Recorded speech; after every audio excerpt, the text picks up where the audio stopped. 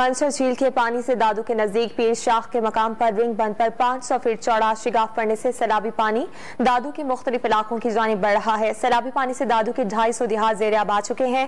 सैलाबी पानी मुख्तियार नगर से गुजरकर Indus highway की जानिब जा रहा है। सैलाब की ताज़ा तरीन सूरत हाल जानते हैं। फैका के मकाम पर मौजूद हैं डॉन न्यूज़ के नुमाइंदे कुर्बान अली खुश्क। कुर्बान अली बताएगा कि दादू शहर में सैलाबी रेलें आने के बाद क्या सूरत हाल है। आप देख रहे हैं कि मैं अब यहाँ पे सैलाब मुतासिर इलाके फ़का के इलाके में मौजूद हूँ और दादू तहसील में जो है सैलाब की तबाहकार यहाँ मुसलसल जारी है।